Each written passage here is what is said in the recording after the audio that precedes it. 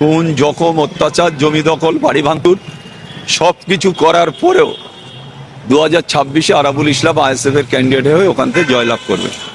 কিভাবে বলছেন জয়লাভ করবে? মান- এখনো তো সিংহভাগ মুসলমান তৃণমূল কংগ্রেসকেই ভোট দেয়।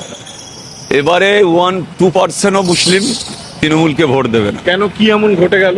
যা করেছে মমতা ব্যানার্জি, আমি বিগত দিনের কথা বলতে গেলে 1 ঘন্টা লাগবে, আমি তো সেটা বলতে পারবো না যে উনি কি করেছেন বা কি করেননি।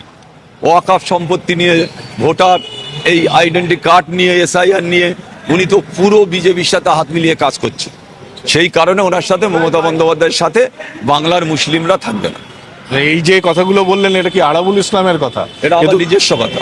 নিজস্ব কথা। কিন্তু এটা কি সাধারণ মুসলমানরা ভাবছে? 100% মুসলমানরা ভাবছে ওনার কীর্তিকলাপ, ওনার কাজ, উনি যেভাবে মুসলিম বিদ্রোহ করেছেন। এবারে রাজ্যসভায় 4 জনকে, প্রতিবার 1 জনকে মুসলিম পাঠায়, এবারে রাজ্যসভায় 1 জনও মুসলিম পাঠাননি। তার মানে ওনার মানসিকতা কি, উনি চাইছেনটা কি?